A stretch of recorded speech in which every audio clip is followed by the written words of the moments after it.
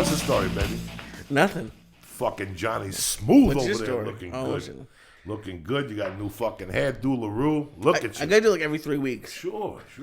You get hair on your neck. I saw Fuck it. You it. gotta shave the I fucking get neck. hair everywhere. You gotta go to an old school barber with the fucking I love that, razor. yeah. You just gotta put the fucking thing on your neck and shave it. I don't know if it's a Jewish thing or I don't know, but You have caveman. anyone who goes bald, it's everywhere but the top of my head. How fucked up is on it? my I'm back. trying to go bald. I find hair on the pillow. Yeah, hair but on you're my- supposed to. You're 50 something. That's right. You know what I'm saying?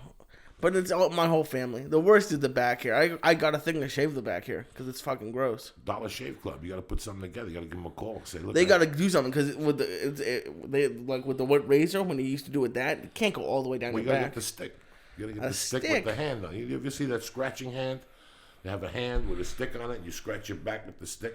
Okay. I used to have one for my asshole, like a little stick, and you just fucking work it from the back. If you're a little too fat, you're mathematically inclined. You can't scratch your ass. You can't wipe your muffler.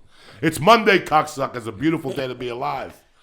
What the fuck? Fort Lauderdale was great. Thank you. If you live in the Fort Lauderdale area, South Miami, whatever the fuck you're from, if you came to the shows last week and I had a great time. I've always had this special thing with Florida, kind of, sort of, where I don't know what the fuck it is. Like, when I get there first, I'm like, I'm in fucking Florida. I'm in a swamp, bitch. Yeah. And then it just builds up and it gets beautiful. And I really had a great time. It's a great fucking club. And that Hard Rock Casino, it's pretty interesting, man. It's pretty interesting that you don't really need to go to Vegas to lose your fucking mind no more. The reason why Vegas is dead, I thought it was because of the economy. Mm-hmm. It's not really because of the economy, because these different cities, I don't know which ones they exactly are, like Atlantic City, you know, whatever. They have casinos, and some of these casinos, I mean, when I was a kid and I went to Atlantic City, I'm like, fuck this. This does not compare with Vegas. This is not, I don't even know why they did this. But now, 20 years later, I'm starting to see it. Mm-hmm. I'm very fortunate. I get to go with Joe to the fights in Vegas, you know, once or twice a year. So I always observe. You got to observe where you're at, and you see the growth, and you see if there's cranes, and you see if there's construction going on. So when I pull into, and then when you go to a casino, I mean, sometimes you go to a casino, and the casino's job is to have everything there you're going to need. Mm-hmm. Everything. They even tell you in the fucking bathroom, you need anything. Come down, a comb, a douche, a fucking tampon, whatever the fuck you need, they'll give you. You know, they have shopping. Whether it's expensive or not, they have shopping at the casinos, you know. They have fine dining, and they also have pizzas, and they have food courts. I don't know. I always get confused. I think for the two fights, they either go at the Mandalay Bay Casino or the other casino, and there's one of the casinos that has a food court. So you don't drop $80 fucking a meal while you're there and you got to stand online. You can just go get a quick slice of pizza at the food court. They have a movie theater. The MGM Grand, I think that's the one. I get them confused, so please don't quote me on this. But I went to the Hard Rock last week, so I'm at the Hard Rock and whatever. You go down the stairs. You got the Hard Rock restaurant. You got a food court, pizza, a deli, Cuban, Chinese. You've got a spa. You've got a pool. You've got shopping. You've got Hard Rock memorabilia. Then you walk outside and they have a complete different world. They have more restaurants, a little fancier, swankier type restaurants. They have nightlife. They had bongos. They had, toy stores. They had all this shit. I mean, I walked around every day.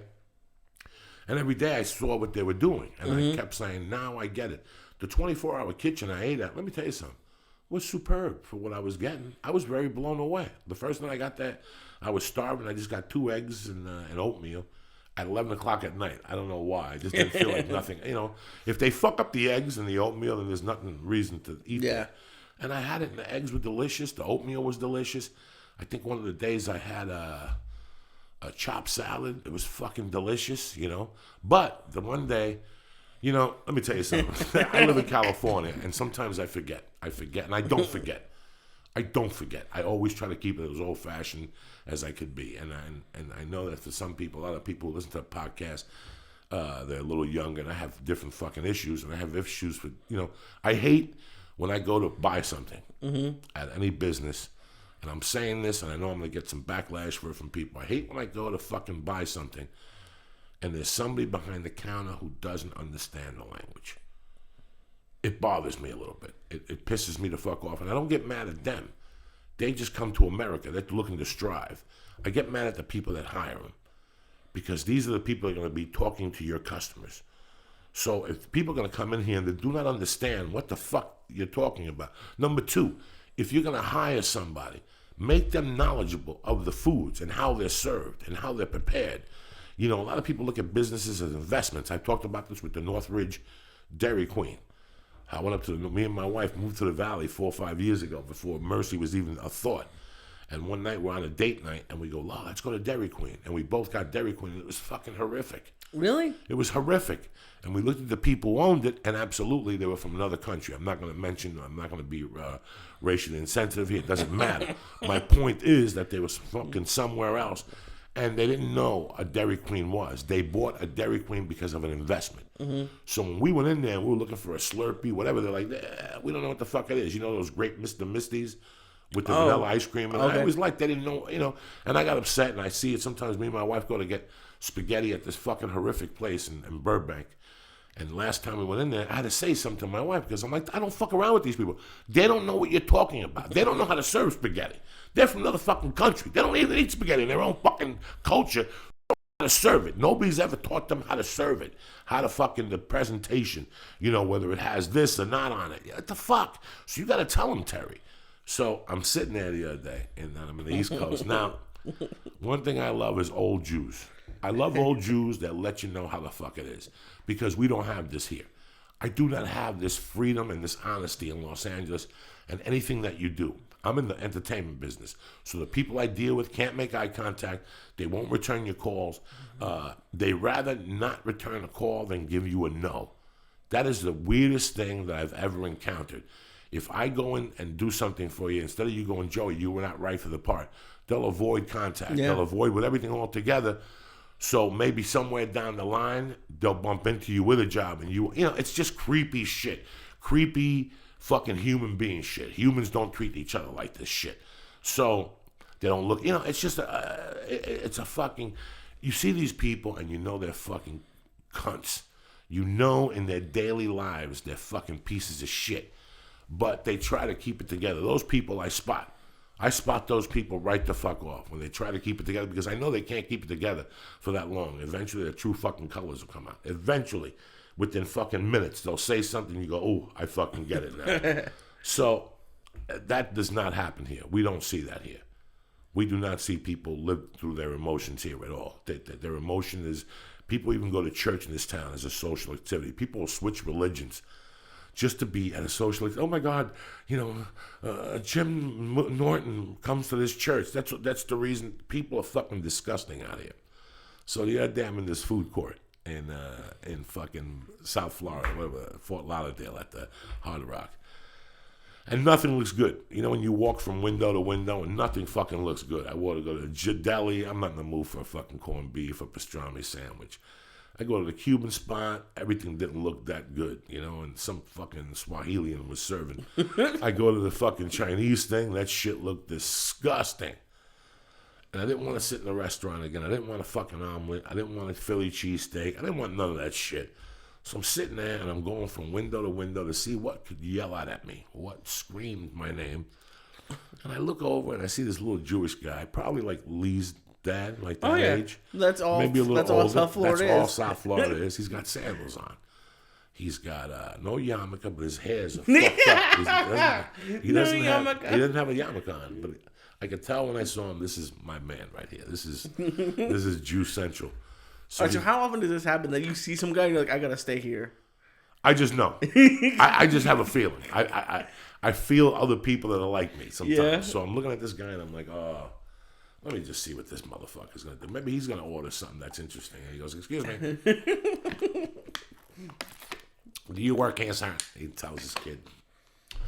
And I don't know what nationality this kid is. I know he's not American. He's not Spanish. He's not Brazilian. He's something else. I don't know. And he goes to the kid, "Excuse me, do you work here?" And he's kind of nice, the guy. He's opening up very nice. "Hi, how are you?"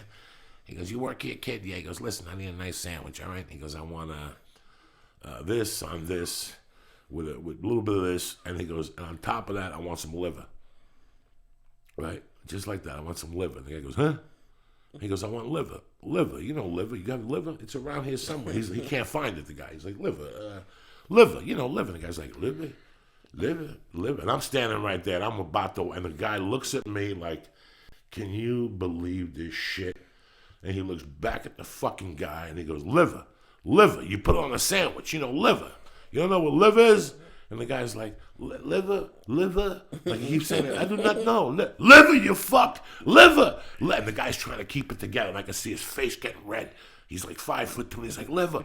I told you liver. Don't you know how to say fucking liver? Who hired you? What the? And all of a sudden, in the middle of his rage, he goes, where's your manager? Maybe that fucking guy speak English. And he turns, and the door swings open. Like, you couldn't write this. The door swings open, and the guy comes out with a dot and a fucking turban. I mean, and he looks at him, and he goes, liver. I'm looking for fucking liver, because the guy was old. Now he's getting upset. He's liver. I want liver on my sandwich. And the guy's like, liver. And he goes like, you don't know either? What the fuck? What? Can somebody please hire somebody that's a fucking American? And he says something in this thing, and as he pulls away, he looks at me. We make eye contact, and he goes, tell me about it. I said to him, tell me about it. Now, finally, somebody thinks like me. I go, tell me about it. He goes, go fuck yourself too. And he just walks away from me. 9 out of 10, I would have told the old man to go fuck himself. But I haven't been told to go fuck myself in such a long time like that I kind of liked it. I was like, I love this fucking old guy. I was like, yes, there's finally old fucking Jews in the world. He told me to fuck off. That's what he said. I go, hey, tell me about it. Because he yelled. Once the Hindu came out with the turban, he fucking lost it. He looked at him like I was looking for an American, and they throw this fucking guy out here. This is worse than Sprint. Because Sprint always throws a fucking Hindu at you at the end. Like you get them call Sprint, bro. They'll throw an American at you, and to throw the fucking full court press on you, they'll throw a Hindu at you, and your world is done. Your world is done. Hello, what the fuck? I'm telling you, I did not call Cambodia. And the thing is, I know these people because that's all. Okay, so Boston, for people who don't know, Fort Lauderdale and Boca Raton, that area, everyone from New York, New Jersey, Boston, that's all that is. All the Jews go down there when they're about 70, 60, something like that. So this casino probably had a deli, a New York delicatessen. But that's just because my dad goes to one every week. But they probably didn't have. They probably had turkey and ham. That's what they had. They had turkey, ham, corned beef. No brisket. No brisket. That's why he was mad too. And they had a liver. Is this like it's like only Jews like it? It's just really Mitzi strong. Shaw used to send me to the store for tongue. Oh yeah. Tongue. Me and Ari. She used to send us. Ask Ari next time we talk. I've never done tongue, but it's chopped liver isn't that bad. It's pretty fucking strong to put on a sandwich. You've had it? I have it occasionally. You can only really have a couple bites. I couldn't imagine smearing it on a sandwich like cream cheese. But this guy wanted it, and he was making his own sandwich, and that poor guy was like, all I know is turkey, ham, roast beef, and what kind of cheese you want to put on it. But then again, I don't know. I just feel sometimes, and listen, you got to give everybody an equal opportunity employed. And I'm surprised the guy started out nice, because all the old Jews I know like that, they start out yelling. Like, they start out already angry. He was angry, but he was keeping it controlled. I could tell he was angry when he walked up. Yeah. Like he was looking for something to fuck with him, so he could run back to his wife and yell at him or some shit. At the penny slots. Oh, that's the thing about casinos, and I love gambling. It's in me. But whenever I go to a casino like that, it's just like when you see like the hordes of old people just like with the penny slots with just buckets of pennies. I'm like, Jesus Let me Christ. tell you what I did see this weekend. And it goes to show you. I saw, and I never saw it in Vegas. They told me they have it in Vegas. I've never seen it in Vegas. You can play War. Oh, the card game. The card game. Yeah. You've seen that before? I don't know if I've seen it in Vegas. I've never seen it in Vegas. The guy goes, it's very popular. I didn't see one person playing War all fucking weekend. But when I went and asked the guy on Saturday, I go, so this is just like regular War? And he goes, yeah, $10 a card. I was like, oof. That's not me. I'm a Cuban Jew. I work too hard to fucking gamble $10 a card. But he goes, it's very popular. So I watched the table. Every time I walked by, there was not one person I saw playing War. Probably all blackjack, roulette, and blackjack. craps. I think they don't have craps. They don't have craps or roulette. Really? In Vegas. But I did see like a machine where it's virtual blackjack. A chick is in a computer. Hot chick, and she's playing cards. You can't do that. That's just going to rip you off right away. When it's a machine, they can rig it. At least when it's cards, you have some sort of a chance. So a couple of weeks ago, right, since like you said, you opened up the conversation, a lot of people moved down from the East Coast to whatever. When you and I did the documentary, we went to a corner one day, and I looked at a house. And I said to you, that's the house that started my movement. Like that was the final straw in my decision to leave. I got accused of robbing a house. My friend called a couple weeks ago, Anthony Veneri. Anthony Veneri is running for freeholder, but he's replacing Thomas Liggio, a good guy. Tommy Liggio's a good guy, the father. We'll get to this later. When I went to, a couple weeks ago, I got an email, a Facebook from a friend of mine, a girl that, freshman year, I fucking went into freshman class, and I was friends with a kid named Michael DeGroomy, who came to the Stress Factory, who him and I were very tight growing up. Okay.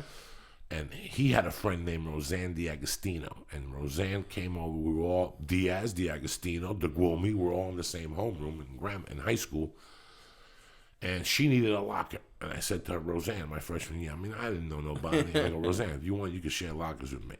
So she shared lockers with me, and it was great. I put my books in there. I didn't really. Then she had her friend. Her friend needed a locker. She goes, my Maria Daldana, I think that was her name. She's no longer with us. She died in high school like 2 years later.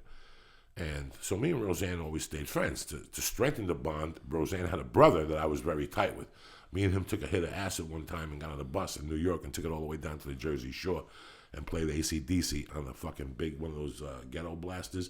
And the bus driver kept stopping, going, next time you put that thing on, we're going to throw you off the bus. 10 minutes in, we put the fucking Highway to Hell on. The guy would stop the bus. I had 1,000 laughs with D'Agostino. D'Agostino was crazy when I was kids. So I got a call, I got an email from her on Facebook a couple weeks ago saying, hey, I see that you're coming to Fort Lauderdale. I'm going to come see you. I'm going to tell the girls. And I didn't know what she was talking about. And she said these two names. And there were two girls I hung out with. One of them I had an encounter with. I was romantically with her for a while when we were kids. And the other one I was just dear friends with. And we all grew up together. We were all in this circle later on. They came into my life from 16 to 22 or something like that. We were always together. And then in the winter of 84, I was fucked up, guys. I was just in bad shape. I broke away from society like in June. I was in love with a girl, and we were dating, and then we broke up, and she started dating her old boyfriend, and I was looking for the girl to save me. Sometimes you're not looking for a relationship. You're looking for a woman to save me. This was my ticket into, having a house and all this shit. In the back of my mind, I thought if I hooked up with her, so whatever happened. So I went, and then cocaine was pretty relevant. It was everywhere. So I got hooked on the cocaine. I was trying to get a job, hold a job in New York, and it was just falling apart. I couldn't make it to my job at 5 o'clock. Somebody said that I did the Eddie Bravo podcast last night, and people were hitting Lee like, how's he going to wake up in the morning? Bitch, if I tell you I'm going to be there, I'm going to be there in the morning, especially for you motherfuckers. But in these days, I didn't think that way. I didn't give a fuck about anybody or their time schedule or what it meant, I had no responsibility. I didn't claim any. And in that process, they hung out with this other girl named Joanne Liggio. That was a very sweet girl. And I became friendly with her and the mother, the brothers. And one day I went to Cali. After I screwed my uncle over, the one that did the podcast. Yeah. After I tried to rob him at gunpoint, when I got off the plane, I got a call. I called somebody and they go, hey, Joanne's looking for you. So I called Joanne and she goes, my mom said if you ever need a place to sleep, you could sleep here. So I immediately went over there. God forbid I wouldn't pass up an opportunity to sleep in somebody's house for free and mooch their fucking food in those days, So I would cover that shit. I would just have the money to snort coke. God forbid. So I stayed with them. I think I moved in with them October, like the end of October around Halloween. Mm-hmm. And I stayed with them till like the first week of December. And I got to tell you, people, it was 6 weeks that I didn't make any effort to change my life. Sometimes somebody puts you on a couch and they say, Joey, this is you. Open the refrigerator. It's all you. All I want from you is to wash your dishes and do me a favor, bro. Get up in the morning and go get a job.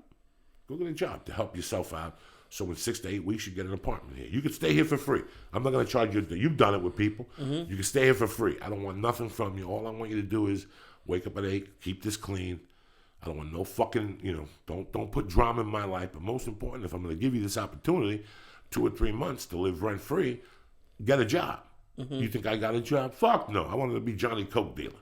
I wanted to be Johnny Coke dealer and Johnny Mafioso and sell coke and burn people. So one day, like December 12th, I never forget the date, she comes to me and she goes, you got to go. Just out of the blue. She goes, I'm throwing you out. You haven't made any effort to fucking do anything with your life, and you haven't stopped snorting coke, and da, da, da. And it was true. I'm not here to tell nobody I wasn't. And I took my little army bag. In those days, I had an army bag filled with clothes and a couple pictures, and I fucking just lived on the streets.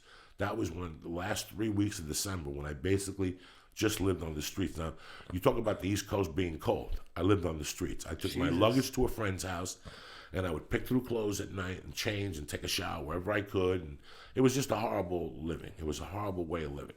So I hit rock bottom December 31st, 1984. I robbed this kid, Joel. I went to a hotel, and it snowed a lot. It snowed like 2 feet of snow, and I knew they were going to come get me. I had like $2,000 of that money, and I called my teacher, Mr. Terranova, that's called the podcast, and he picked me up, and I left that area forever. And that was it. I went up to Mr. T. I stayed clean. And about 3 weeks in, I get a call. I call a friend of mine. They're like, dog, what the fuck did you do? And I go, what are you talking about? And they go, the cops aren't looking for you, but somebody robbed Liggio's house. And they know it's you, man. And I go, dog, are you fucking kidding me? I haven't even... At that time, when the Liggio house had been robbed, I was never even in that area no more. I owed $20,000. My godfather was looking to kill me. My stepfather was looking to kill me. God knows who else was looking to fucking put a bullet in my fucking leg. Trust me, I wasn't going to go back to West New York, North Bergen, Hoboken, none of those fucking spots. So he tells me this, and he's like, bro, you robbed the house. And I fucking called another friend of mine, and they're like, yeah, we got the call last night when they were at the football dinner. Somebody broke into the house and took all the jewelry and shit.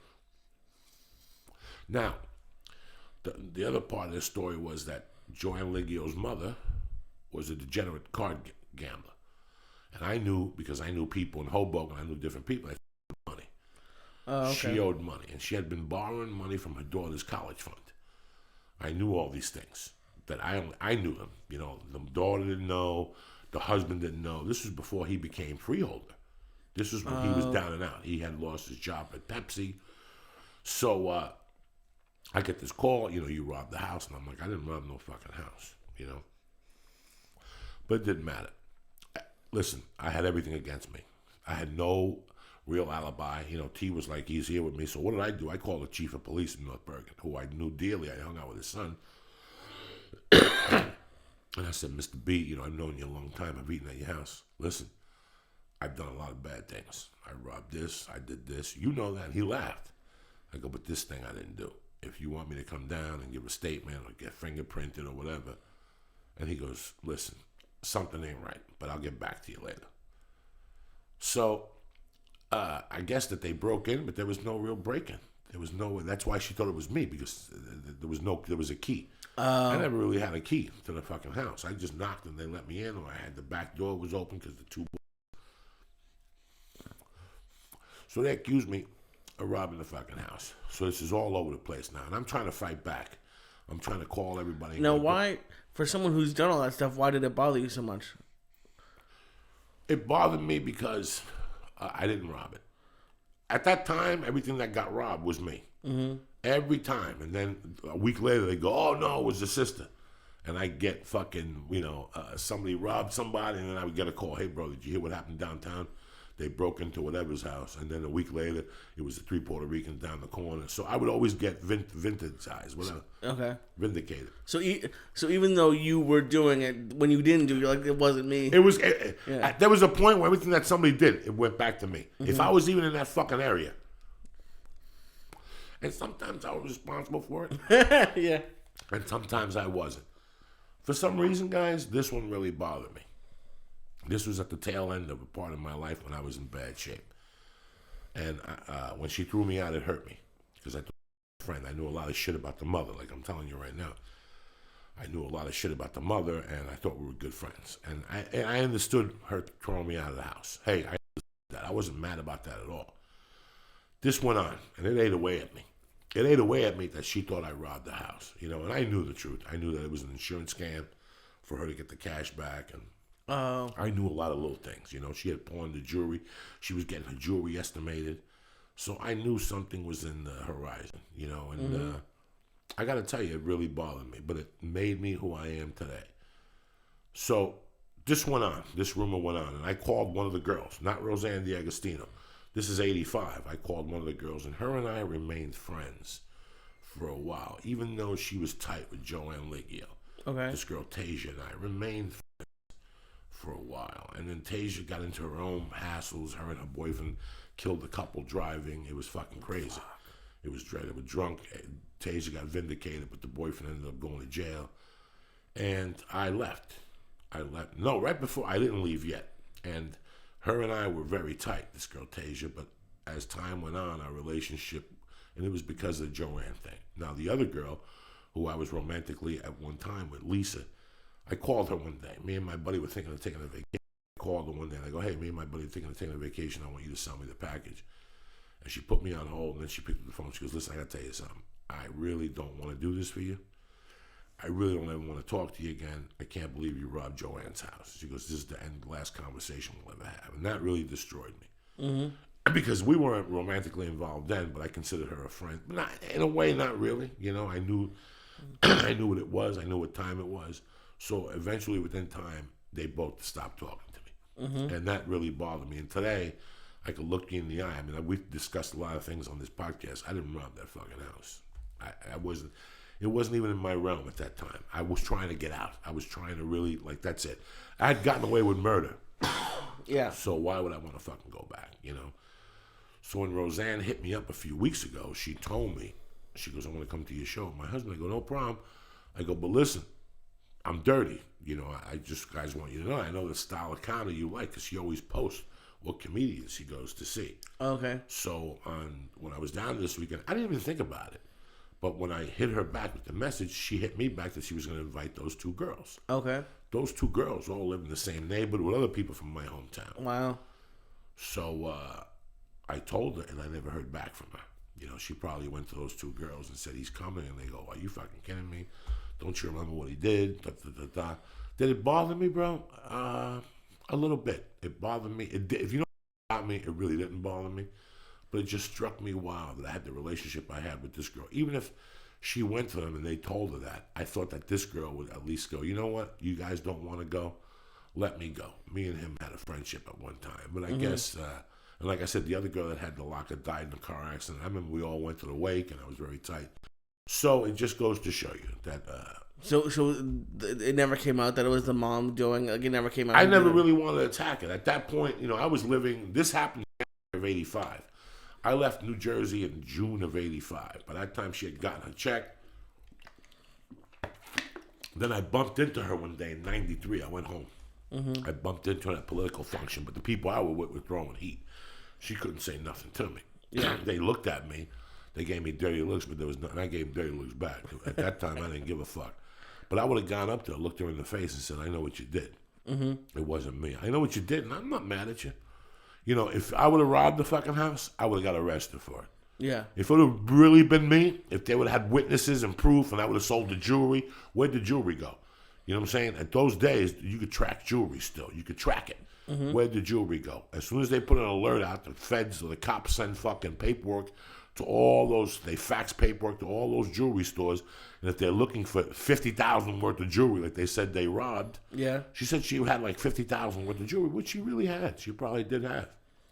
So, but that pain that brought me fueled me.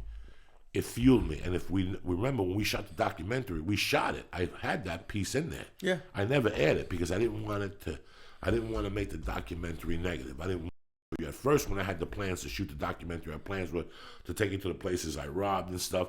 I didn't want to show you the bad things. I wanted to show you the good things. And that's why I did that. I had that piece in there. Remember, you shot me. Mm-hmm. You shot it right in front of the house. And I go, this is the house I got accused of robbing, blah, blah, blah. And today, I really don't give a fuck about them. You know, I feel bad that we don't talk. I feel bad that they fed me at one time, and I don't have a relationship with them. I'm sure they see the articles they put in my hometown paper about me, and I don't know how they feel or whatever, but I really don't give a fuck. That gave me the fuel, that accuse, to be honest with you. You know, it's like having a jar of mayonnaise and you're trying to open it, mm-hmm. and you can't open it, and you're working it for an hour, and then your grandmother comes in who's got arthritis in her fingers, and she goes, and she cracks the fucking can. Yeah. That situation was the catalyst. It was responsible for setting me out in the world. Yeah. Because that's what made me want to prove that I wasn't that person. Mm-hmm.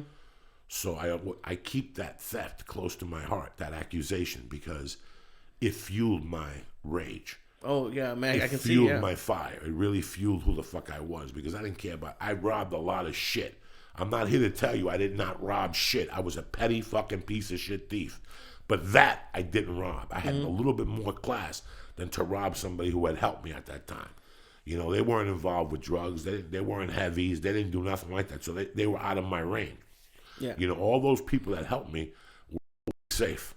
You know, that's why the people, you know, Lubes and Ascalises and the Volanos, those people were my brothers. They stuck with me through thick and thin. In those days, I'm an animal today.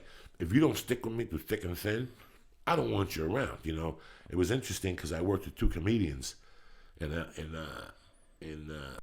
Fort Lauderdale this week, and one of the guys I knew from L.A. And you know, when I used to do the podcast with Alicia, she used to have this fucking friend, this Jeff. I don't know what his fucking name was.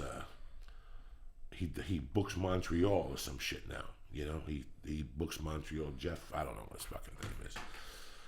And it's funny because this kid said to me, he goes, you know, Joey, man, I'm watching you on stage and everything's working out. And he goes, years ago, fucking, you had a lot of people that were really down on you. And he goes, this guy especially. And I remember him, he was at Felicia's one time. And I shook his hand, but I knew that, first off, the guy's a gay guy, that he needs a push. You know those guys that are fucking flaming inside, but they just need a push. They need a guy to grab them by the neck and go, tonight you're going to suck my cock, and I'm going to set you. What's that word when you break a woman out? What's the pimp say? I busted her out and shit, like I turned her out. Oh, yeah. That's what he needs, a guy to turn him out. Okay. And it's funny, he booked, I forget, Jeff, whatever. I think Stanhope had a problem with him too, because the guy used to charge classes to teach stand-up, and Stanhope went after him.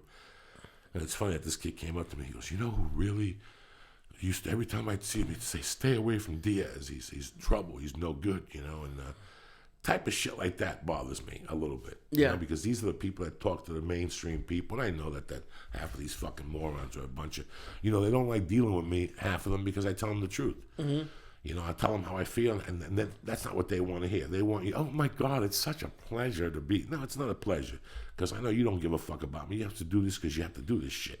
Mm-hmm. But it's so funny how these people, it's tough to live your life, you know, and you make your own bed, man. I made my own fucking bed. I'm not here tapping out or crying or, you know, I got a bunch of fucking things this week from people, you know, things ain't going my way. Then you got to work a little fucking harder, by guy. You got to goal it up. Goal that motherfucker up on a Monday. Goal it up and go for it, you know. But I've done a lot of things, and one of my goals was always to, listen, you're not going to overcome, you're not going to change people's minds. You're never going to, once a person has a perception of you or whatever, you're not going to change their mind. The only thing you could do is keep pushing forward. And eventually, even if they don't like you, they got to look at you and go, that motherfucker's a savage. You know, maybe I don't like this, but his character is spot on. All I always wanted to be. I always knew to redeem myself. And what I had done all those years, my character was it. And I always had character. I always had fucking character. If not, I would have robbed them. Mm-hmm. I always had character. If not, I would have robbed them right there at fucking gunpoint. But that's what I always strive for, to build my character so somebody could say, and I know half these people don't fucking like me, these comic people. And you know what? I really don't give a fuck. That's the reason why I'm here. When I walk in the room with my cock in my fucking hand. I don't give a fuck. I'm not scared of none of these motherfuckers. And that's why, you know, this podcast is ha-ha, he sometimes, but on fucking Monday mornings, I come in here fueled up, and it's just to let you know that, you know what, man, who gives a fuck? Somebody this morning hit me up, I don't want to go to my job, or I don't like it, should I quit? And I go, you can't quit your fucking job, but you know what, go in there and give it a shot. If somebody don't like you, having a problem with your boss, go in there and let them know you're fucking better than they are. That's the only way they're going to give you the fucking props. And even if they don't like you, I don't give a fuck. I don't want to go to your house to watch TV.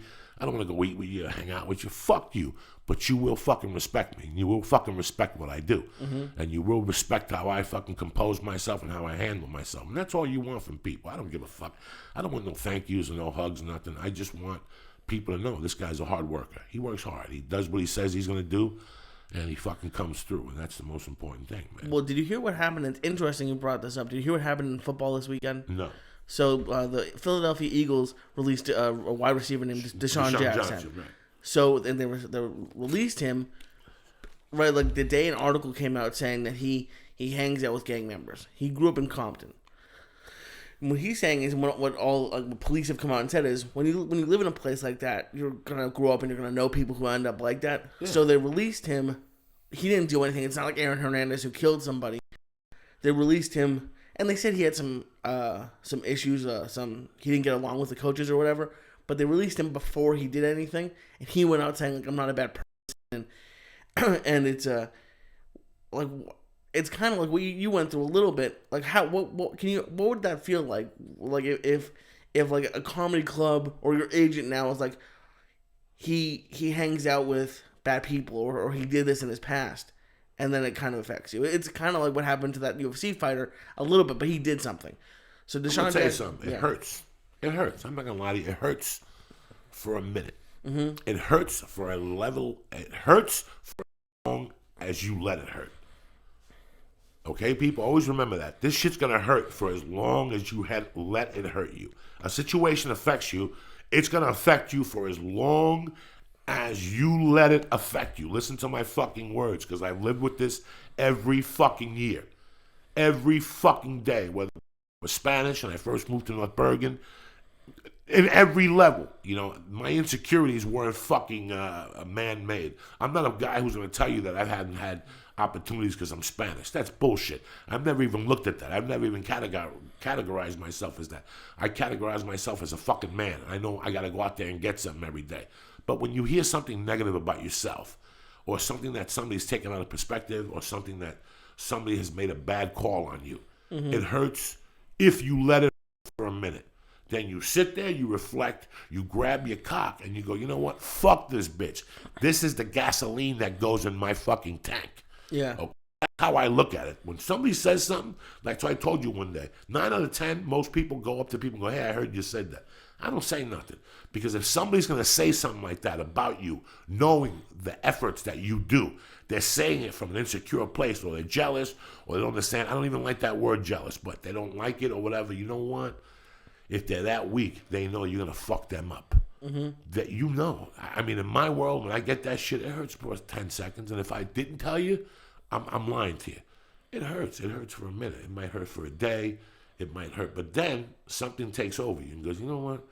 I'll take that person and wipe my fucking ass with them. With shit in my ass. You know when you take that first shit, how you take that toilet paper and wipe your fucking ass? That's what I'll do with their fucking head as their tongue is scraping my asshole. And they taste the shit from my fucking ass. That's how you have to think about those fucking people. And you don't say nothing to them. You don't even give them the time of day. You let them living their life. You let them live their life like if they know what the fuck they're talking about. And meanwhile, you're digging, you're moving fucking straight.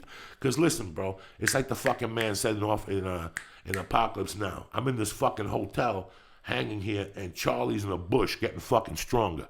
I've always been Charlie in the bush getting fucking stronger. So you could sit there with your little fucking Gentile buddies, and alive and hang out at the Improv and try to be cool and put whoever the fuck you want down. But meanwhile, motherfucker, Uncle Joey, a.k.a. Charlie, that bitch is in the bush, motherfucker, with a gun and a fucking scope and a bag full of fucking bullets. I want to be around. It's Monday, March fucking 30th, the day the devil was buried at sea. Anybody say something about you don't feel good, fuck them.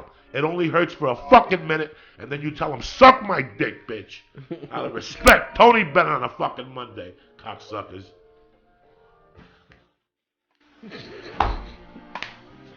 Pick up those motherfucking pieces. Who gives a fuck?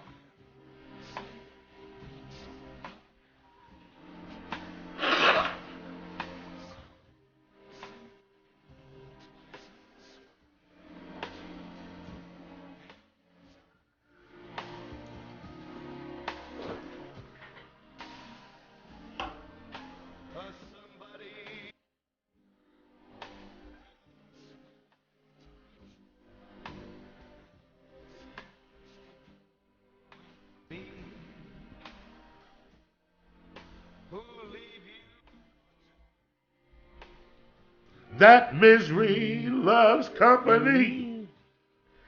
So it's crazy. I didn't even feel the earthquakes this weekend. I don't know what it was, but fucking...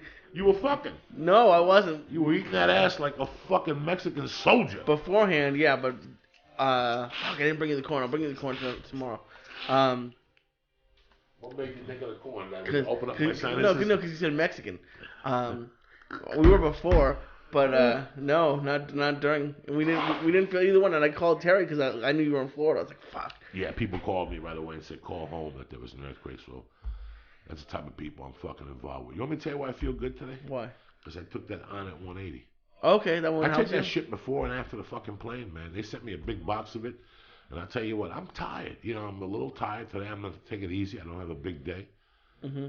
So I thought I had to go to 11 to 12. I thought I had to go to the library with my daughter. They do like a read story time. I was going to go down there with her and see what's going on. Torture some motherfuckers, read some books and shit. They had that. They had that in elementary school. Like you could come in and the parents would read a book. And my dad did it once, and he took it really serious because he was on the radio. So he listened with his big radio voice. I can definitely see going to kindergarten reading some stories to some kids. It's a mommy and me group on Mondays and Wednesdays, but it's not it's not for the next 2 weeks, so it's on Wednesdays. So okay. That's why I was going to do the podcast Wednesday at 11. But I got to go to storybook fucking reading time, so that's what it is. What the fuck it is. But that's why I felt good. I could tell that. I never used to take. I never take Alpha Brain before I go on a plane ride, but the 180, I take a little thing right there, right on the plane. As soon as I get in, the guy goes, "You want water?" Boom! I open up the package, dump it in there, drink it, and then when the plane lands, I do another one, and I'm fucking good. Like I never really have jet lag. Yesterday I slept for 2 hours, but it was because I was tired. You know, I went to bed at fucking 2 and got up at 5. So. And you went through a period a few months ago where you're getting a lot of ear things and you were getting sick for a while. So you might you've been taking that for like on the plane. Because you've been like what 6-7 weeks in a row now or close to it. Oh no, I don't fuck around. But it was very weird. I'm taking a lot better care. I know how to do the road now a lot better. So there's little precautions you have take to the immune. I take the immunes. I take the Shroom Tech. The other one, not the sport, but I take the other one. The immune. Yeah. So you know, you get on a plane 6-7 hours. You gotta protect yourself. I heard they make this. I was talking to a buddy of mine from Australia last night. He says they make this thing that you buy at the airport, and you drink it every hour or something like that for your body. It puts a lot of vitamins in your body. You know, when you fly, there's radiation on planes. There's so many fucking things on planes. Yeah. And I fly twice a week, so you have to take a little fucking care of yourself, people. And that's the word of the day. Take care of yourself. It only hurts as long as you let it fucking hurt. You know what I'm saying?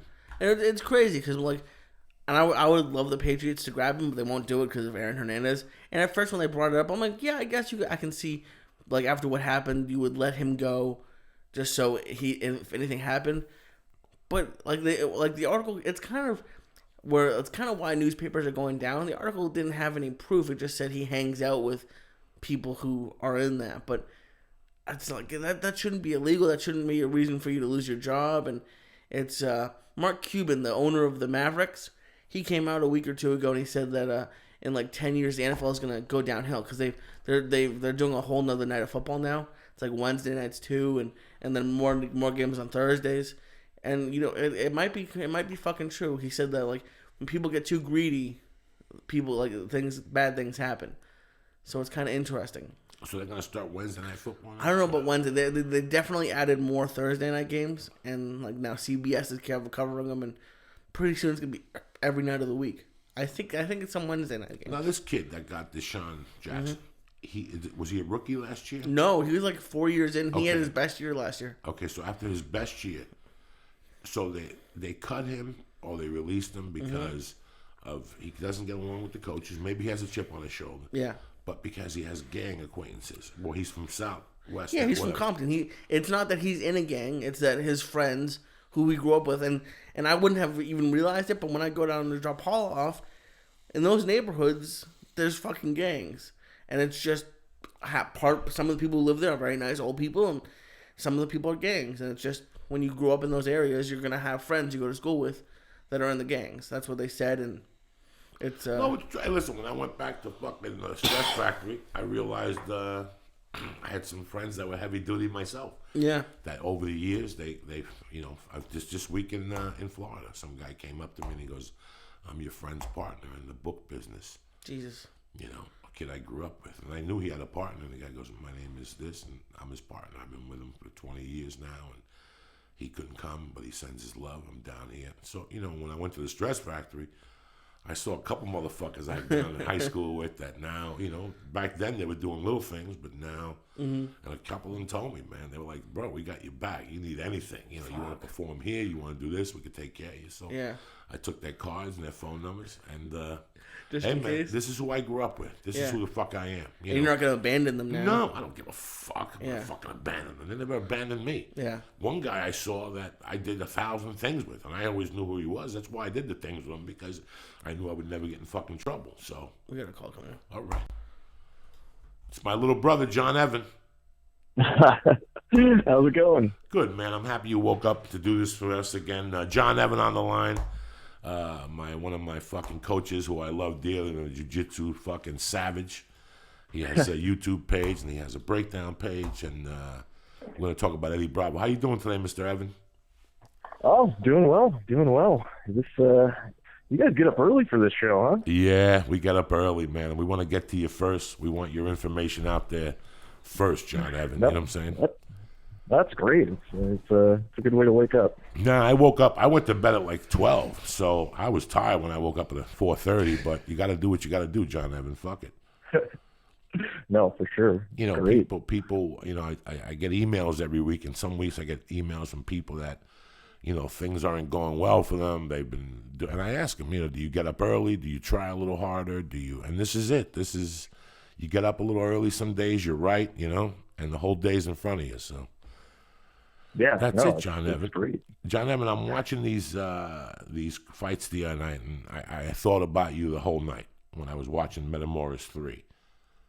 I felt like you were right next to me, and because you taught me some stuff, and I didn't know a lot of the high-level stuff I was watching, but that's why I have you on today to break it down, and we'll break down Eddie's, because that was the main one people are still talking about today. A couple of weeks ago, you and I were doing something. You were teaching me a few moves, and you mentioned to me something that Kenny Florian mentioned the other day. He goes, Eddie's known for his rubber guard and this, but his real world is his grappling and his side control. Yeah, and his half guard too. Right, the half guard. I'm sorry, not side control. His half guard, and we saw it the other night. Break it down for me, John Evans. Yeah, if any of you haven't seen that Metamoris event, I highly recommend you watch it. It's just not often you get to see high-level grappling put on into such a nice production. Like, typically you can go to the Worlds, and if you're there in person, it's really something to see. A lot of the people come up from Brazil, and some of them chant at each other, and it's crazy, but if you're there live, you're not going to see it with any kind of commentary. If you watch the live stream, you can see some commentary, and that's it helps a lot. It helps give context, but unless you do the sport, the commentary has to be really good to give it context, because otherwise, I think that's the problem with jiu-jitsu, with sport jiu-jitsu. It's really hard to convey what's going on in the match unless you've seen it before. Because there's no way that you can tell, for instance, pressure. Like there's no way the camera can show that. So, maybe you've got two humongous guys, I don't know, somebody as big as Verdum, who's going to be fighting for in the UFC, hopefully for the UFC heavyweight title pretty soon. He trains at my gym sometimes under my coach Cabrinha, and he's a humongous person. Just very big. And once you're that big, if you put a shoulder on someone's face and have a really strong cross face on them, that can be so much pressure. It feels like your head's going to pop off. But on camera, there's no way to tell that. So you really need good commentary to give it context. And the last couple of Metamorphoses, I didn't think really had that so great. But this time they had Kenny Florian, who commentates for UFC, so he's an old hat at it. And then he also had Jeff Glover, who is one of the best American grapplers and just an all-around good guy too. So the two of them really, I think, brought that across to the audience. So you didn't have to be such a jiu-jitsu nerd. You can be kind of more of a casual viewer and still see what was going on. But the match was fantastic. I mean, this one it's a rematch. They fought once before, I think, in like 2003. Was it 2003? I think so. ADCCs, right? Yep, it was an ADCC, so it was no-gi, and that was the big deal about this fight. Royler was, if you don't know who he was, he is one of the Gracies. He was named, I think, by Gracie Mag, which is a huge jiu-jitsu publication. It's been around for a long time. He was named as the best grappler of the 90s, I think, by his peers and just by the magazine, maybe. They took a vote, and he was the one. Best grappler of the 90s. So a big deal. And he's a smaller guy, too, you know, one of the much smaller weight classes, but known also for his passing, which typically you don't see that at the smaller weight classes. A lot of people play guard more, so they're on the bottom more. But he has also a very good guard, but very good passing, too, especially for the weight class. Really technical, good athlete on top of it. And he went into ADCC where he was fighting no-gi, and Eddie Bravo caught him in a triangle and beat him. And a lot of people said, oh, it was a fluke. You know, like it's not going to happen again. I don't think either of them competed after that. I might be wrong, but I'm pretty sure that neither of them ever competed again after that. So a lot of things left to speculation. People saying that Eddie was making his career out of this one fight. He just got lucky and all of this. And, you know, it was really, it was an interesting match to make. And everybody wanted to see them rematch, but they never did. And now years and years and years later, they finally did. And it was a fantastic match. Really, really good. Unfortunately, spoiler alert, if you haven't seen it yet, it went the distance. So, because it's supposed to be submission only, but there was a 20-minute time limit. So, you know, still you can argue it either way, but I mean, I think most people that were there, even to the casual fan, they could see that, I mean, one way, if you're not sure who's winning in a grappling match, you can look at who's defending more and who's attacking more. And Royler was on top for a lot of the fight. I think for the whole first 5 minutes, he was on top in good passing position, trying to get a knee through the middle pass to work, but not able to get it to work. And then Eddie was able to utilize his lockdown. And for me, that was kind of like the most surprising and in a way the saddest part of it too, because the lockdown is not just Eddie's move. Eddie kind of popularized it, but it's a common jiu-jitsu move, and Royler seemed to have no answer for it. He didn't know how to get out of it. He wasn't doing the right stuff. He was straightening his leg most of the time, which is the opposite of what you want to do. And he looked a little lost, and because of that, he got swept a few times. He swept back, and he stayed on top. But in the end, he got put into a couple of different compromising positions where he was nearly in a calf crusher and then also nearly in a neck crank, and he was in danger of being put into a twister, which is also a neck crank. And, you know, if you have to look at it that way, he was defending. He was never putting Eddie in danger of being submitted. So I would definitely have to give this fight to Eddie, and I'm not biased either way. I really have no affiliation with either of those two camps. So it was a good fight, and I would have loved to seen it with no time limit for sure. Just go till somebody passes out? Yeah, I think so. You know, even though you could argue that favors Royler because he seemed to be the better athlete out of the two, even though Eddie was still pushing pretty strong towards the end. That's the only way to leave it to get a definitive answer. It's submission only. The only problem with submission only is that when you do it with no time limits, most matches, sure, they're going to end in 5 minutes, they're going to end in 10, maybe 20, sometimes 30, but every once in a while you'll get that match that goes like an hour and a half long, and it's just unwatchable for the casual spectator, and even for the hardcore spectator, if it's especially if it's more of a stalling game. it's like an hour and a half. It's hard to make time in your day for that, and especially if there's like 5 more matches. And how do you schedule that too if you're an event organizer? So that's kind of the conundrum with sport jiu-jitsu right now. These rules are, in my opinion, much better than rules for, say, like the IBJJF with the Worlds, where they give you points for sweeping, takedowns, passing guard, all of that. This, it doesn't matter. There's no point. No points. Just you submit or you don't. So that way it becomes much more pure jiu-jitsu, I believe. But also then you run into that no time limit issue. So it can be hard to run a tournament that way. I really saw one other thing that night that I think a lot of people saw, unless you're crazy. There's something there. I could watch one of these once a month. I would pay to see these live.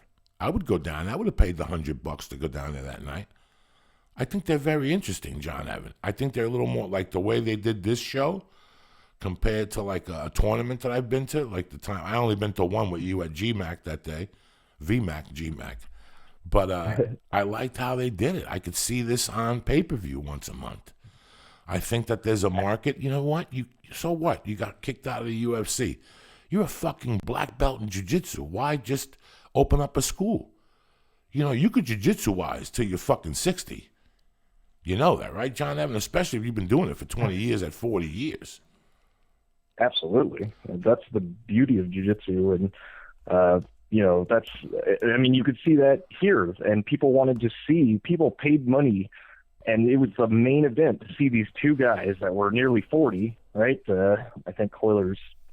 Or I'm 48 sorry, and Eddie's 43. That's reality. Yeah, exactly. That's fucking reality. Eddie's nearly 50, right? Yeah, Hoyler? 48 years old. And, they're not like, these are not athletes in their prime.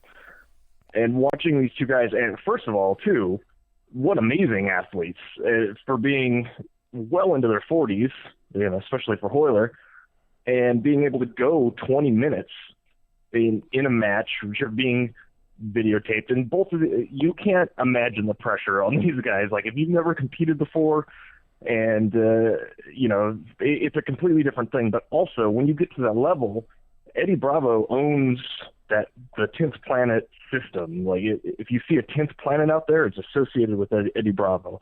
A lot of pro fighters in the UFC come to him. Hoyler Gracie being named, he's a Gracie for one, so it's a lot of pressure right there. Like, you can't be a Gracie and be bad at jiu-jitsu. It's it's just not accepted. And also being named the best fighter of the 90s, he's a legend. He's the son of Helio Gracie. It goes on and on. So much pressure, and you have all these students and everyone that looks up to you. And you get out there and you haven't competed in 10 years, and you have an adrenaline dump, and you still, not being athletes in their prime, they went out there and they put it on the line, and they just really went for it over 20 minutes and had an amazing showing. I thought it was awesome, and that's so hard to do for, the average 20-year-old would have a really hard time with that, but they pushed the pace the whole time. It was an exciting fight, which is more than you can say for a lot of fights. And, man, I don't know. I thought it was great. Like I said, you've been teaching me for the last 9 months, and I watched some stuff that night that was just amazing. I had never even seen before. I don't know what they were doing. One thing I learned from you was patience, John Evan. A couple of weeks ago, we were messing around, and I said to you, you were going to teach me a north-south choke. And I'm fucking 300 pounds, and you're barely 160, and I laid on top of you, and I could hear your fucking ribs crushing. But you're like, no, you're okay. And I'm like, what? I love this guy. And you fucking, you had patience. You're like, okay, he's 300 pounds. There's nothing I could do about that. All I could do is keep my composure, breathe, and I'm going to get out of this. And you fucking did this little shrimping shit. And next thing you know, you were out of it. Do you know how long it took Eddie to get that lockdown last night? It was a while before he could get into it. It took him 5 fucking minutes to get the lockdown last night. So he first got the one hook, he said, the Black Mamba. And then he went for the lockdown. And he goes, it took him 5 minutes to get it. That's patience. And then he spoke about the electric chair, how he works on that a lot. But he goes, you know what? He was surprised that Hoyler wasn't prepared for the electric chair, whatever they call that shit. But he said even then, like he goes, it's a move that you have to, it's steps. He goes, it's steps. And there's one point where what was the name? Not Kenny Florian, but the other guy was Jeff Glover. Jeff Glover said that Eddie wasn't known for his cardio, but he was very technical, where Hoyler was more of an athlete. Yes, that's true. Yeah, that fight, it was crazy. Hoyler was in a very good knee through the middle passing position. And the part for me that was a little bit sad was either Hoyler has not updated his game enough since maybe he was last competing, which has been a while, or he just didn't give Eddie the respect that he deserved and didn't study up on him, because that lockdown is pretty common. And anyone that knows Eddie and knows anything about his game, it's pretty common knowledge that he uses the lockdown a lot, and especially from half guard. Also, I mean, Eddie just jumped right into half guard from the get-go, but Hoyler, I would have loved to have seen him trying to avoid that a little bit. I mean, there's a couple things you don't do in life. You don't tug on Superman's cape, you don't spit in the wind, you don't fight in Eddie Bravo's half guard. You just don't do it. It's not a good idea. And he just allowed him to go right there, and I think maybe he wanted to beat him at his game, but why? I mean, clearly it did not work out, and especially if you're going to fight there, why allow him to get the lockdown, and why not know how to get out of it? He wasn't doing any of the right stuff. He allowed his knee to get really torqued out, and from there, Eddie Bravo was able to get underneath him. Like you said, he did the electric chair. I think he did it twice.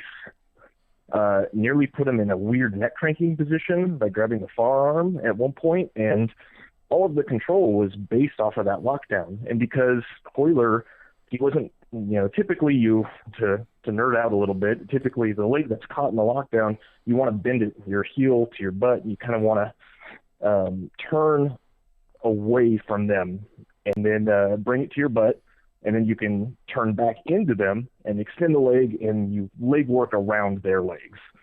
Or if that doesn't work, you can incorporate your free leg and use that and go kind of down, weave it in between their ankles, and you can straighten everything out and release the lockdown.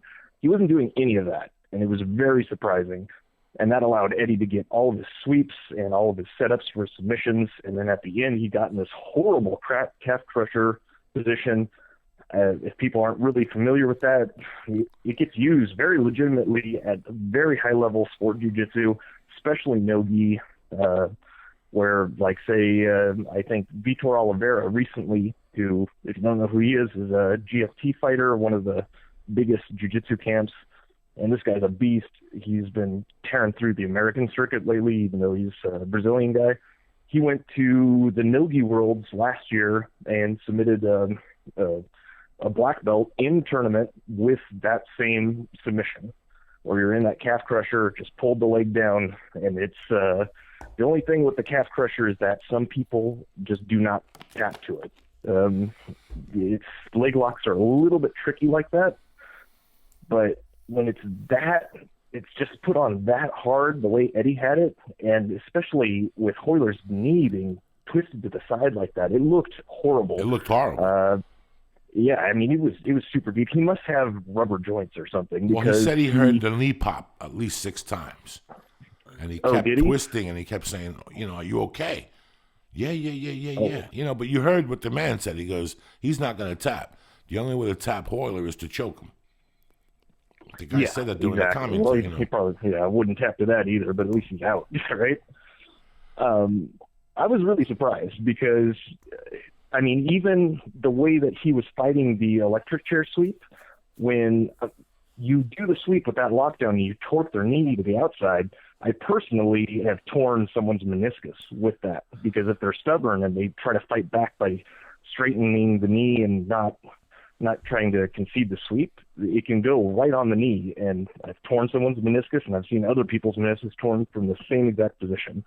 So he wasn't fighting, that properly either. he was being stubborn with it. The knee was getting torqued really bad, and he was in a horrible position for that calf crusher at the end, like I said. I was shocked to see him stand up at the end and seemingly walk around okay. Like, I thought for sure that it had just blown everything out of that knee. But I don't know. I guess we'll have to hear reports from his camp afterwards. But, I mean, he seemed okay.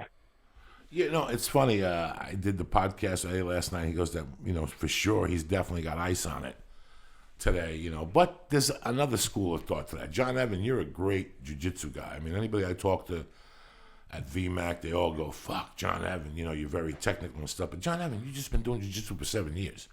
Can you imagine what you're going to be like at the 20-year mark? What also comes with that 20-year mark is flexibility. It's you could take your elbow to places I can't take mine and Lee can't take his. You've been doing the game for a long time. You know your limitations. I mean, it's like the other night I did something on stage. I had to stop and when I got off, both comics were like, "Bro, you handled that lady fucking perfectly. It wasn't because I'm better than you are. It's because I've been doing it for fucking 20 years. I'm not better than you. I just been doing it for 20 years." That's how I looked at that night. That's just one of the things that it means to do jiu-jitsu. If you watch one of the countdowns to Metamoris, he stretches. He's a big stretcher. We all stretch our hamstrings and, twist around. But when do we really get deep into our ankle and switch it around? And when do we really do those deep stretches, which is what is needed for jiu-jitsu if you really think about it, So Sure. No, definitely. And he said it. He goes, it's 2014. It's not just going to the jiu-jitsu thing anymore and doing hip escapes and rolling. There's so much more if you want to get that much better. So, the conditioning is great for, all that stuff. I mean, like I said, you could pop my fucking finger, but I know there's jiu-jitsu guys that, they're great. You can pull that finger back for hours and nothing happens. No, it's true. There's definitely a level of conditioning for flexibility in joints, and just Dean Lister, who actually competed in this too, also talks about it, that you've got it's nearly like a conditioning for submissions. You start to build a tolerance after a while where, not for chokes, because for chokes, if you get choked unconscious more than, a handful of times, then it starts your body actually, just like in boxing, when boxers start to get knocked out more than a couple of times, then their chin knows somehow that, okay, well, I can stop all this trauma, and by just putting this person to sleep, then you do that, and then the guy starts passing out real easy. Same thing with chokes. If you get choked out more than a handful of times, then you barely put pressure on the neck, and the guy will pass out. But other than that, as far as like joints go, you can start to condition, especially for foot locks. For straight ankle locks, you'll see a lot of the top guys that have been put in a lot of horrible straight ankle locks that would separate the ankle from the leg, or, just tear some of the ligaments down in the foot, and their feet are kind of like flopping all over the place, and there's no expression on their face. They're fine there, and the guy could be in a really terrible, deep belly down foot lock, and the guy's fine because their legs have just been so battered over the years that the feet they're just loose and they don't care. So there's definitely a level of conditioning that comes with just training for a long, long time. It's and that I'm really happy. That may have played the factor. So no, that definitely was. John, I'm really happy for Eddie, and I could tell in a way that, by the way you said that Eddie did great, that you're happy in a way also too. I mean, we're both fans of jiu-jitsu, but I'm really, Eddie's one of those guys that works hard. I mean, do not get me wrong. He's fucking crazy as cat shit. He's crazy as cat shit, but that's what makes Eddie Eddie, and that's what makes his jiu-jitsu. I mean, what makes you wake up one morning and go, you know what?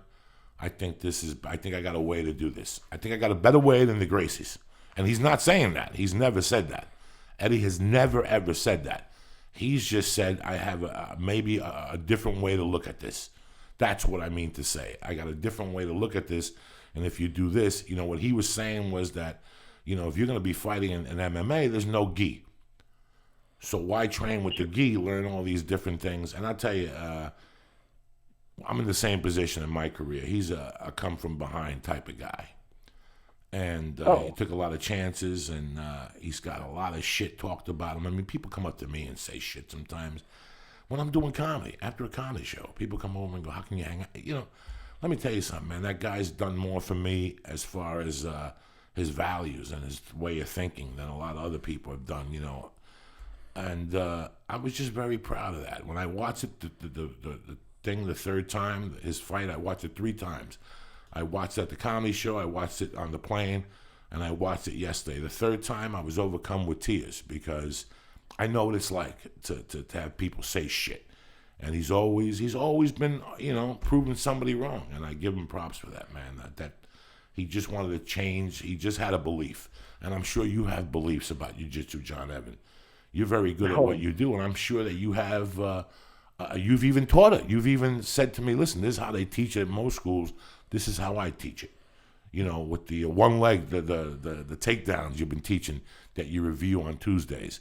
You know, if you look at the UFC and you look how they do takedowns, you're picking up your head, you're using your back, you're doing a deadlift, and then you teach it this way that it's just push him this way and let his body do the work. You follow me? For sure. I mean, there's a million different ways to skin a cat, and you know, like you said, motives too. Like, you know, Eddie might be crazy, you know, quote unquote, but I mean, honestly though, like, who's to say Eddie's any crazier than Hoyler, who lived ate, slept, and breathed jiu-jitsu for every year of his life? You know, like, that's not a normal life either. So it's just everyone's different. And Eddie, it was great to see him do really well. And I think a lot of people discounted him because he has grown a ton since him and Hoyler last fought. You know, like, I think people forget that he was either a brown belt or a new black belt when they fought. He was a brown belt. And yeah, and so much time's passed. He's opened up. He got the whole 10th Planet thing going, and he's got multiple schools and trains with a bunch of top people, and his game's completely different. I mean, even though he was using a lot of his half guard stuff in this that he's known for, you know, he's progressed so much. And I think it was people that were a little bit, you know, I mean, on paper, Hoyler is the better athlete and the better competitor because he's done more. He's named the best fighter of the 90s, etc. But you know, people in the know, I think, knew that it was a much bigger question mark about this match because, you know, who's training more and who's grown more. And I think Eddie's definitely grown more because there was more to improve upon with Eddie's game from when they last fought.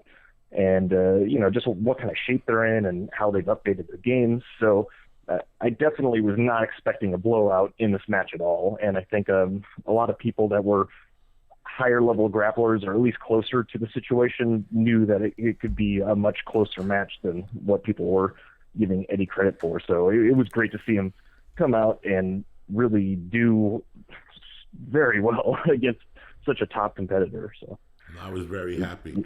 Hey, John. This is Lee. I have no jiu-jitsu background, and I knew the outcome of the fight before I watched it, and I thought it was interesting because Joey brought up like he could watch this every month, and I thought it was interesting that 4 out of the 6 fights ended in a draw, and in most American sports there's a winner. So, is there a way, like, how do you explain to someone who doesn't know jiu-jitsu that a draw isn't a bad thing? Because like, it was, when I looked at it, I was like, wow, 4 out of the 6 fights ended with no one winning. But then when you see this fight, you're like, oh, okay, I see what happens. Like, is there a way there could be like some sort of overtime where they do points or something like that? But it was just, it was surprising to me that 4 out of the 6 fights in a big professional fight, no one won. Yeah, that's actually a fantastic point that you bring up. And being someone that puts on their own tournaments myself, like, it's a really, honestly, is the biggest issue with sport jiu-jitsu right now. It's what is the best tournament format. And I personally, there's pros and cons to the point system, and there's pros and cons to the submission-only system. I personally don't believe that the current point system that, say, the IBJJF uses, especially with their rule set, is the best system. I really like submission only, but then you run into that whole time limit issue. Metamoris tried to change it up because this is now the third Metamoris, I believe. Mm-hmm. The first Metamoris was submission only, and then I think they did it just like this one, where it was a draw after a certain amount of time. And then the second one, I don't believe it was no time limit, yeah. But the second one, what they did is they tried to do more of like what you're saying, so they can have less draws. And what that resulted in was a lot more confusion and a lot worse matches. So even though there was 4 out of 6 matches went the distance, which is not ideal at all, these matches were much more exciting, because in the second one, what they did was they said, okay, 20 minutes, submission only, and then at the end of that match, we'll have 3 judges that will just say who's a winner. And absolutely, with those 4 or 6 matches that were on this Metamoris card that did go the distance, there was pretty much a clear winner and loser in each one of them. But they can't, when they start to incorporate the judging system, then it becomes just the same as point-based. Because what happened was a lot of the competitors were fighting, and they knew, okay, well, we're 10 minutes in, this guy's too hard to submit, and maybe I could make it work if I just went balls out, but I could also lose, like maybe I give up a position or get too tired. And then if he starts dominating, then the judges will give the fight to him. And there's money on the line, of course, too. So people were just stalling more and trying to get a decision out of it, even though there's no points. So it made the fights really a lot less exciting. And it was a shame, but that's the way it works. If there's any kind of a point system, the fighters will typically stall for those points, even if there's no points and there's just judging. So it was really hard for them to figure out a way to make less draws happen. But the only thing that they came up with was 20 minutes just for a spectator, just for the reason of the spectators being able to watch a predetermined time limit match instead of having to schedule out your whole day for watching Metamoris 3 because you don't know how long the matches are going to go, and trying to make a decisive winner and make exciting fights. So even though there was the 4 fights that went to a draw, they were much more exciting fights. Okay. And then I thought it was interesting, one of the fights that somebody won, somebody took the fight on 30 minutes notice. What is that like? Like he was just there probably, like maybe someone's part of a team or something, and like somebody had a staph infection. Like what is it like? Like I don't think you've ever seen a UFC fighter take a fight on 30 minutes notice. No, you typically would not see that. That's actually pretty crazy.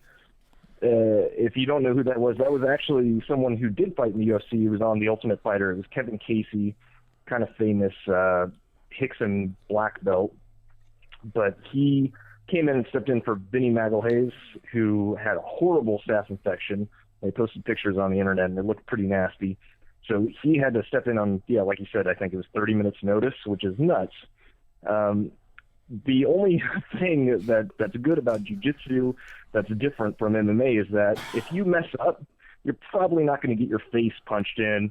You're not going to get any kind of, you're not going to get a bad concussion or something like that.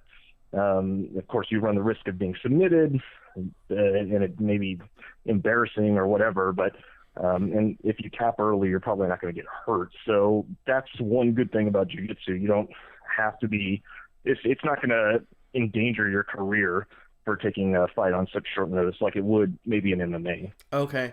So, and then yeah, it was a really weird situation though. And, but I mean, as long as you're training, even if you're maybe not in perfect tournament shape, if you're training real hard all the time in the gym and someone says, hey, do you want to fight in this match? Maybe you're not mentally prepared, but, physically you're probably not too far off. So, okay. Then what are they don't necessarily peak like they do for MMA as much. What are the weight classes? Because I noticed Hoyler and Eddie had like a 10-pound weight difference. Is that something they agree upon, or how, what is that? Because in MMA it's like to the ounce. Yeah, in MMA it's really Well, I mean, if you want to look at a more established sport, look at boxing, where it's basically if you sneeze or blow your nose, then you're in a different weight class. So there's a lot of little weight classes because there's so many competitors. And as MMA evolves, there will be more weight classes. And we've seen it with UFC already. There was never, I don't even think, I mean, in the beginning, there was no weight classes. Then there was just maybe two, I think like maybe up to 190 or something like that, and then 190 and over, something like that. And then now there's a bunch. So, and they've started incorporating even the smaller weight classes, like they have 145, which is never one, 135, and I think they have 125 now, if I'm not mistaken. So as the sport grows, there will be more weight classes, and that changes all the time. Same thing with sport jiu-jitsu. There's a bunch of weight classes right now. There might be more later on. I know they just added one more to the female division for the IBJJF rules for this year, so that's always a good thing. But yeah, the main thing you don't want is you don't want like a huge weight discrepancy. So this one, it's Metamoris. They don't have to follow any kind of athletic commission rules or anything, I don't think. So they just agreed upon a certain catch weight, or they could be different weights, and it wasn't too bad. And part of it, one of the interesting things was some of the matches that they made were matches that you wouldn't usually see in a tournament setting. So like Clark Gracie versus Rafa Mendez. Clark Gracie is much bigger than Rafa, and Rafa is super dominant in his weight division. There's only one or two people that really give him issues in his weight class. And we've seen those fights over and over again because they're always meeting in the finals for, say, the Worlds in the IBJJF. But Rafa, unless he fights the open class, would never fight Clark Gracie. So for them to make that match, it kind of makes more sense because, you get to see maybe Clark Gracie is probably like maybe a top 5 in his weight division. Rafa's maybe like a top 2. Top 1 or 2, so he's right up there. And getting to see them both fight each other, when people say that maybe he's the best pound for pound, you get to see that put to the test. So I thought that was pretty interesting, and you wouldn't really get to see it elsewhere. So, but big weight discrepancy there. John Evan, let me ask you something. What is your next backyard tournament? My next one, man, I wanted to have it maybe in the next week or so, but the Abu Dhabi Pro is coming up, and some of the fighters that I wanted to be in this one are going to be competing in Abu Dhabi Pro. I think that's like April 16th or something. So I will be staying up all night watching Abu Dhabi Pro because they live stream it, and they live stream it on their timetable, which is pretty much the opposite of ours here in America. I think the live stream starts at like 10 p.m. or something. So after that, though, that will be a busy weekend. Then maybe the weekend after that, it'll be a good one. I think we're going to have a couple of bigger named grapplers, and they're going to fight for hopefully bigger prize money this time. So should be a good one. You are now the official jiu-jitsu guy for the Church of What's Happening Now. So you have the power to call in whenever you want and discuss whatever you want. We love you here. That's John. I as soon as I thought about you the whole weekend, I'm like, I can't wait to get him on Monday morning. So I'm happy you called in. I'm sorry you had to get up early. I know you like to sleep till about 9:15, but maybe you'll catch the 9 o'clock at Cobrinhas today. There you go. See, I'm inspiring you. Yeah, I know. I might do it. I mean, you have to get in the car now and cut 1,000 motherfuckers off on the 101. It's deep on a fucking Monday going into Hollywood, but I love that. I love when you call in, John. You know I'm a fan of yours. How can they find your breakdowns and everything you're involved with jiu-jitsu? Yeah, so you can go to my YouTube channel. That's where I do all my main video updates. That's just youtube.com/BJJ Breakdown. Or you can go to my Facebook page, which is facebook.com/BJJ Breakdown as well. I also have BJJBreakdown.com, but I'm redoing the site right now, so it may be not quite up to date yet, but when it should be in the next When are you going to start your podcast, John Evan? You need to get out there. I need to hear you more. Maybe if jiu-jitsu gets more popular, especially with events like this that are great and more accessible to the average person, Man, I'd love to start one as long as there's a listener base out there that'd like to listen. So. I'm telling you, you're knowledgeable. So if you build it, they'll come. Trust me, my brother. That's the goal. Hopefully, with all these tournaments and everything, people get more into it. It's some of the most talented athletes out there are in jiu-jitsu, and it's a really hard sport, and it's a little bit discouraging to see some of the most amazing technicians you've seen out there that can barely scrape together to make ends meet. So hopefully get some more money into the sport and help these guys a little bit. That's what I'm trying to do, brother. Thank you very much for calling. I'll call you later on. Oh, definitely. Thank you guys so much Thank for you, having John me. Evan. Really It's always a pleasure for you to call, man. Like I said, you're the new correspondent for the Church of what's happening now, the Jiu-Jitsu division. So all you got to do is text me and say, Joey, I want to call up today. I want to talk about something with your family. You're good. All right, brother? Awesome, man. Thank you guys. Thank you, John Evan. Have a great day. That was great. Yeah. Hey, listen, man. Kindred soul. Eddie gets tortured. Eddie gets a lot of shit from people, and a lot of people would quit. Don't ever fucking quit, man. Like I said, it only hurts for as long as you let it. You fucking move on, and that's your gasoline. That's it. I want to give some shout-outs to some bad motherfuckers today. My main man, Don Sal Zarullo, Sergio Andahar, Talking Lair, Ernesto Salazar, John Rollo, the Teflon Jew, Samuels, my man Nelia Samuels, my man Water Boxer, anybody who came to the Fort Lauderdale Improv this weekend, my man Oscar Nunez, Oscar Hernandez. I love you motherfuckers. My man Brock, a lot of people came out. I met cool people. I met this black Lee Sayette fan with a gold tooth who caught me outside and was like, man, I wish I'd been there. dig you. But my main nigga is Lee, the fucking flying Jew. Where's the flying Jew at? That's my nigga. He must have told me that 15 fucking times. Man, I'm happy you're here, but man, I see that motherfucker grow and shit. I seen him grow. I was like, I wish I would have got his name. I would have fucking had him calling. He was hilarious. Gold tooth. The chick that wouldn't say nothing, she was like kind of scared that he might beat her and shit. Right there in public. Well, if you're listening, email me at flyingjuradio@gmail. I don't know what his name talk is. to him. I want to give a shout out to my fucking sponsors, Hulu Plus, as usual, fucking making it happen. $7.99 a month. Watch all shows whenever the fuck you want, on whatever device you want. Your phone, your tablet, your whatever, your fucking hand. I don't give a fuck if you stick a plug in your ear and watch it on your fucking hand.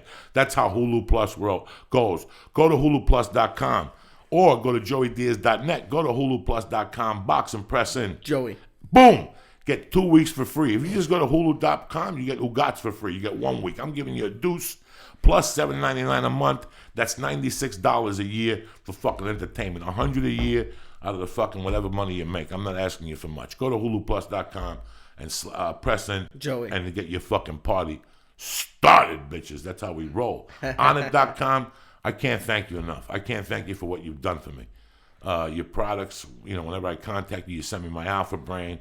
I just finished the one Alpha Brain cycle. I'm going to start another one in about 3 weeks. The Shroom Tech, I'll be taking it tonight for Jiu-Jitsu. I mean, I believe in this shit, folks. And it's helped me. The Shroom Tech Sport has helped me with my endurance. That's the one that I'm really, if all their products are as good as Shroom Tech Sport, then we got something fucking special here. They have the Digesti, the enzymes. They've got the fucking Hemp Force protein, which is sensational. We were talking about it last night on the Eddie Bravo podcast. Go to Onnit.com. Go to joeydiaz.net. On the Onnit, press what? Church. CHURCH. Booyah! And there you have that, all right? Also, to my fucking great friends at Dollar Motherfucking Shave Club, making it happen again. I got home today. There was a thing of fucking razors right there. It's not even the fucking first. They're better than welfare. You understand? They're better than fucking welfare. It gets to your house. Onnit also has the program. You can stay on it.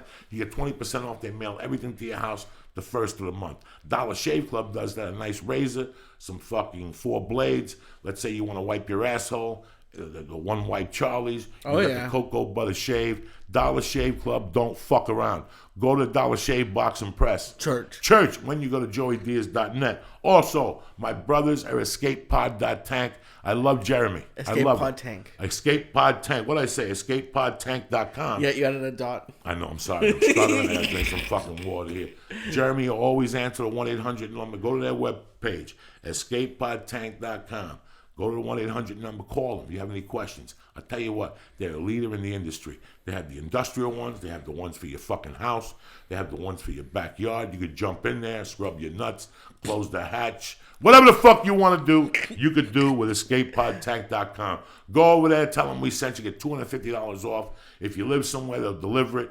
Listen, they're nice fucking guys. This is who you want to do business with. Not only that, I'm going to save you $2,000 on a fucking tank. There you have it. Plus the $250 and buy a t-shirt. That's what you fucking do, all right? And that's it. We had a beautiful fucking day to be alive. It's going to be 60 degrees. I'm tired today. Oh, yeah.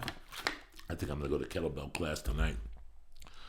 Or just go to Jiu-jitsu tonight because it's Marcel Madness at VMAC tonight. For the first half hour, he makes you do jumping jacks and fucking burpees and fucking push-ups. I can't do burpees. I can't do the hill climbers. I try them, but I'm working every day, man. I'm trying to fucking do this every day. This weekend I ran 2 days. I rode the bike. Inside or outside? Because outside must have been... Inside. Yeah. No, it wasn't that bad. It wasn't that humid. Okay. It was cloudy. It wasn't sunny at all. Oh, wow.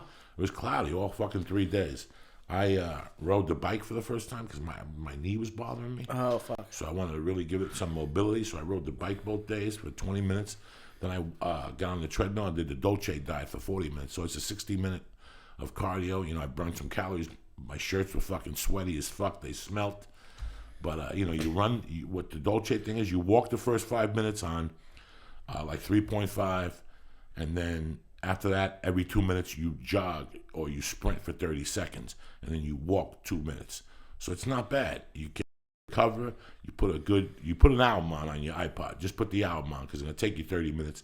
And you just you walk for the first 5, then you fuck around with it. Sometimes I put it all the way up to like 6.5, and I only sprint for 15 seconds. But then I'll rest for 1 minute and 45 seconds. So you can play around with it. I do it for like jiu-jitsu to get out of you're on the bottom and you want to fucking hip escape and then put them back in your guard. So that's all I'm doing with that little running thing. But it was Mike Dolce who invented it. I didn't invent it. I just modified it a little bit like Eddie Bravo modified jiu-jitsu. So I did that. So today, I was going to take Sunday and go back at it today, but I'm just physically tired today. I think I'm going to go back and have breakfast with the family and maybe do that and maybe just fuck around and write and do all that stuff. What do you got planned out, Cocklicker? You got a podcast? Got the Red Sox coming. What time do the Red Sox? Opening days at noon. Oh, shit. I was going to go down to the Boston Bar in Santa... Let's eat the fucking Goomy Bear. Okay. Let's eat the fucking I was going to go bear. to the Boston Bar in Santa Monica, but... Nah. Check it out. We got a fucking Green Hornet. Lee's going to... It's Monday, the March 30th. That's how we're starting this motherfucker off. Yeah. Line up Bush, The Sound of Winter. Eddie played it last night. Now it's been on my mind all fucking morning. This is going to be interesting flying G radio on a podcast, on an edible.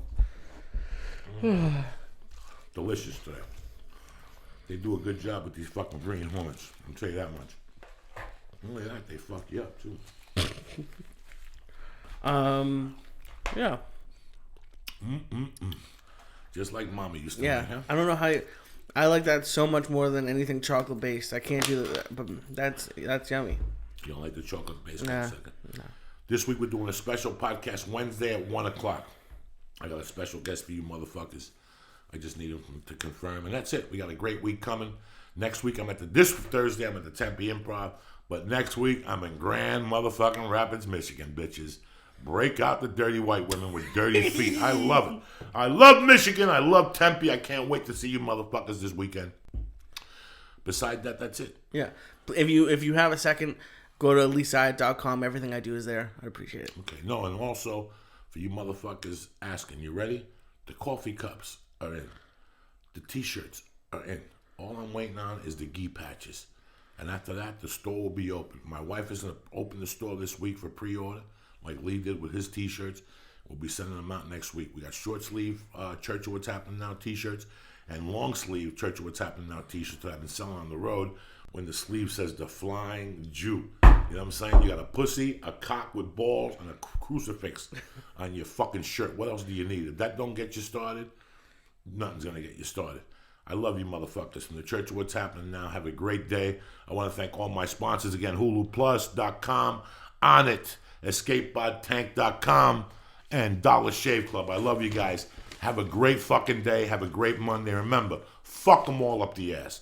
Don't give a fuck what they got to say. You're the Captain Kirk of the Enterprise. You're the motherfucker that goes to ShopRite or Panty Pride or fucking Albertsons and pays for your own groceries. And if you got something to say, tell them to suck your dick and call you shorty. You were born in 1940. You ain't taking nut from nobody today. You're going to be the best motherfucker you could be. Fuck the national anthem today. This is your own personal anthem. This is the personal anthem you're playing your fucking head every morning when you wake up. Today they're going to suck all these people with their positive reaffirmings. I am who I am. I'm confident. Go fuck yourself. You're a bad motherfucker. You got to say that to yourself in the morning with one eye shut so it focuses into your fucking brain like Popeye with one fucking eye. Look at yourself and go, I'm a bad motherfucker. Nobody's going to fuck with me today. Somebody's going to suck my dick today. Somebody's going to fucking pay me today. And today I'm going to be a lot better than I was fucking yesterday. The Church of What's Happening Now. I love you motherfuckers. Stay black. Go out there. Mug somebody. Hit it, Lee, you bad motherfucker. Now that the show's over, don't forget to sign up for your free trial of Hulu Plus. Stopping us, fucking Jeff, fucking pussy motherfucker. Let you binge thousands of hit shows anytime, anywhere. On your TV, PC, smartphone, or tablet. Support this podcast and get an extended free trial of Hulu Plus when you go to huluplus.com/Joey or go to joeydiaz.net and click on the Hulu Plus banner. And don't forget to sign up for dollarshaveclub.com. Get high quality razors sent to your door each month for a fraction of what you pay at retail. Go to dollarshaveclub.com/church or go to joeydiaz.net.